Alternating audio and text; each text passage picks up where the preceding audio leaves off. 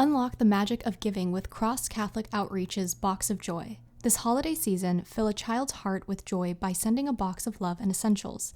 Make their Christmas extraordinary. Visit boxofjoy.org and share the spirit of giving today.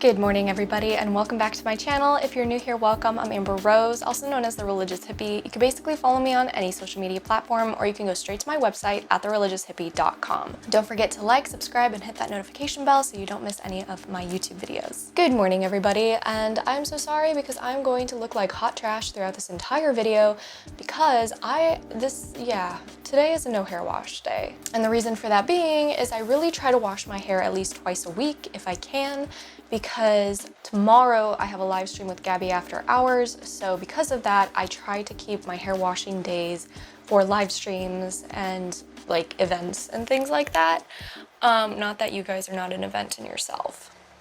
Girl. Anyways, so again, I apologize. But like I've stated multiple times on this channel when I do these kinds of day of my life vlogs, is that we're not going for perfection or aesthetics, we're going for reality, which reality is not always going to look aesthetic, and you guys will find that out today as I take you along. But today's basically just a day in my life. I'm gonna take you guys with on my errands, I'll take you guys with thrifting, and then also I have some stuff I need to drop off at Goodwill. I really need to clean out my car. That is like #1 on my list today. So yeah, even though it kind of sounds boring, it actually might be boring. I don't know. We'll find out when I edit this, but even if it is boring, I'm still gonna upload it. But with all of that being said, let's get on with my morning routine.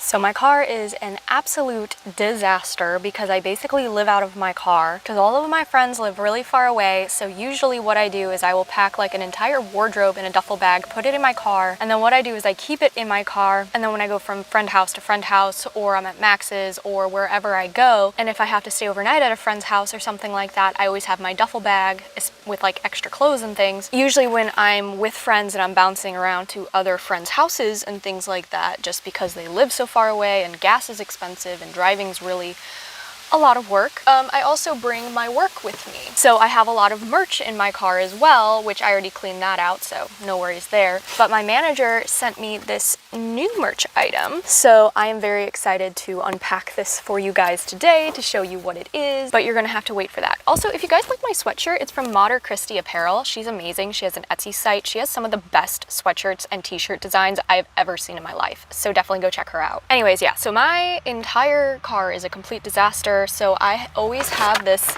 giant Goodwill bag, and what I do is I just throw everything that is not trash into this bag and I take it inside, I sort through it. Also, a lot of people were asking to see my veil from one of my posts recently, so this is my veil. It's from Bazadol. I can link it below in the description. I think it's on Amazon, so I can link those below because I know I was getting a lot of questions on where my veil was from, and I'm doing my best to veil more often. I kind of was lenient on it for the last few months because basically what I do is I take all the veils out of my car and I wash them, and then I put one back in my car, but I didn't do that. So every single time I went to mass, I didn't have a veil, and then they started getting pushed around my house and I had no idea where they were. I found one, we're good. And then the other veils I had, I sent to a girl in Turkey. So hopefully you got them if you're watching this, and hopefully you enjoy them because they're white and because I'm getting married, I don't need them anymore. But here's the thing, okay, so I just had a podcast with Cecilia from Ave Maria Veil Co. Co. And if you guys know, she's the one who did the tie veils that were limited edition this year. Anyways, we did a podcast recently, which is going to come out in December,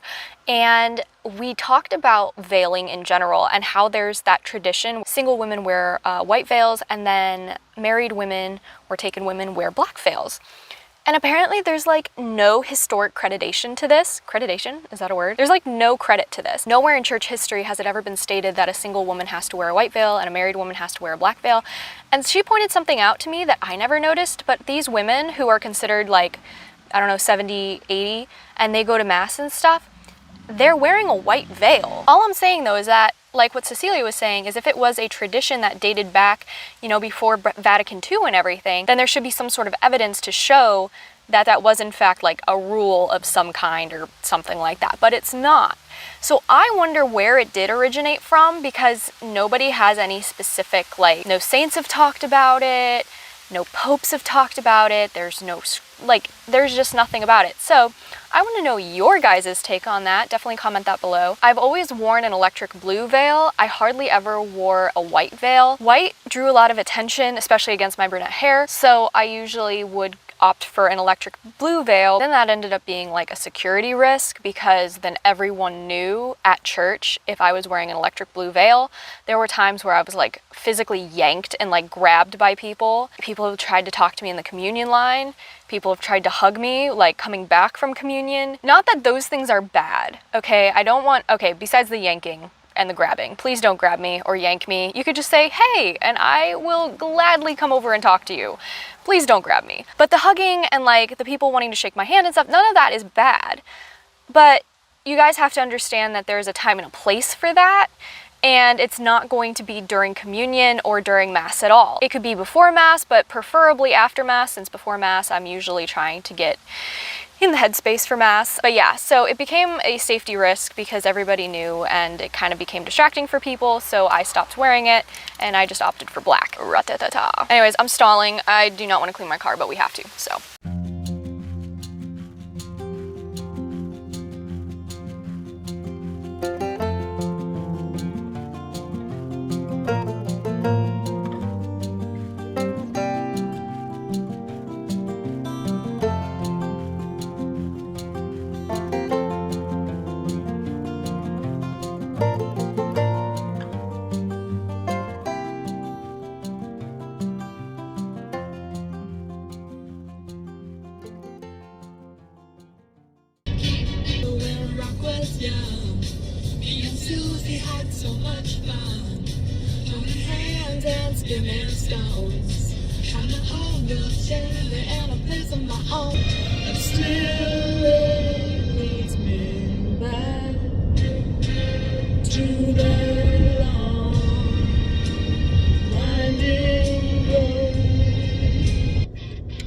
You don't know a thing about this life.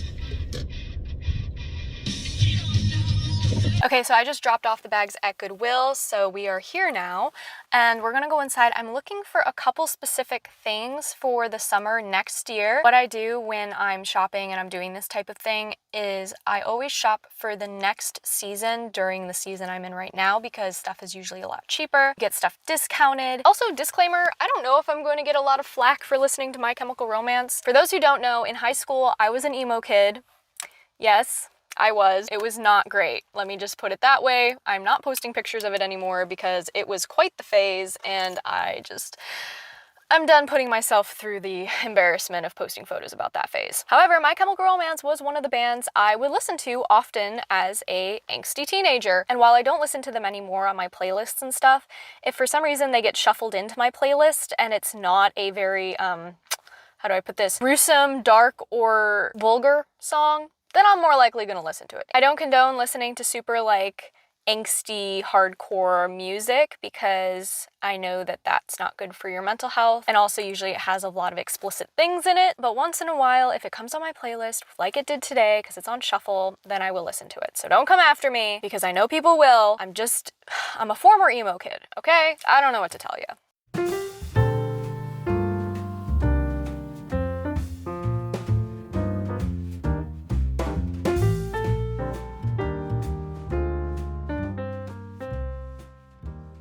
I obviously didn't show you guys all the stuff I got because that would have taken a really long time. It's currently, I actually don't know what time it is. It's only 11:25 in the morning. It feels like it's like 3 p.m. I don't know how I feel about this. So I'm going to go home now. I'm gonna get a drinkity drink first. When I film these day in my life videos, they're usually my days off. I take random days off during the week to keep up with the times that I work on the weekends so that it's a healthy, you know, work-life balance. And so today is one of those days. Okay, anyways, we're gonna go get a little drinkity drink. I'm gonna go home, run on the elliptical a little bit, and we'll go from there.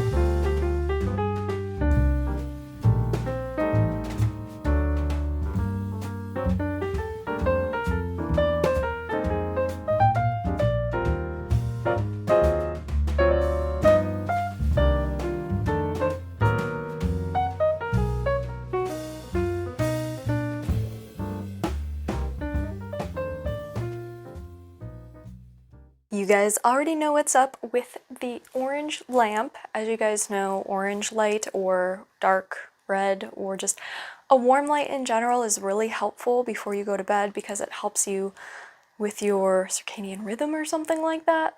I'm not a doctor, don't quote me. I know nothing. But I do notice that it helps me go to sleep a lot faster because my eyes aren't being exposed to blue light, which is really nice. And yeah, so usually this is the point in the night where I do some spiritual reading. Hopefully this vlog wasn't too boring. Again, I won't know until I edit it, but hopefully I can edit it and make it interesting for you guys. But yeah, at this point in the night, this is when I do my nighttime prayers, which is honestly just like really quick St. Michael prayer, guardian angel prayer, and then 3 Hail Marys. And then I do a little bit of reading, so I get to talk to you guys about the books I'm reading. So currently I'm actually only reading one, and it's The Proper Care and Feeding of Husbands by Dr. Laura. I really do love this book. I think she has a lot of great information in here, especially with the way that today's marriages are not happening and divorce rates are super high. People are like, oh, well, divorce rates are dropping. That's because people aren't getting married. Okay, glad we cleared that up. The next book I have not actually started this book yet, but I wanted to put it in here, and it's The Exorcism of Nicolas Aubry. I don't know if I said that right. I have heard really good things about this book. Steve from Sensus Fidelium, I did an interview with him recently, if you saw, and he mentioned this book. He sent it to me to do a review and kind of like talk about it a little bit. I haven't exactly had time yet to read it, but it is a very short book, so it shouldn't take like long at all. I'm gonna finish Dr. Laura's book first and then start on this one. The foreword is by Father Chad Ripperger. If you guys know Father Chad, you guys know that I'm a Father Chad stan. That was really cringy. So I'm very excited for this book. And I know they're also trying to get this book turned into a movie, so that's pretty cool too. For my nighttime prayer routine, what I do is I do a Divine Mercy chaplet if I don't get to it earlier in the day. And I wasn't able to earlier in the day because I had a lot of emails to respond to, a lot of letters to send out, packages. Obviously, I didn't film any of that because that's kind of boring. I mean, you don't want to watch me just work. I did all of that behind the scenes, so I wasn't able to do my Divine Mercy chaplet because when 3 o'clock passed, I was like, oh, I had no idea it was even 3 o'clock. So I usually do that, and then I do St. Michael prayer, guardian angel prayer, 3 Hail Marys, and then I usually try to do a nightly examination of conscience. Sometimes I do prayer journaling as well. I found doing it in the morning is a lot more helpful for me personally. I know tons of people who prefer doing it at night. Just your preference. But yeah, so we are going to go ahead and get on that.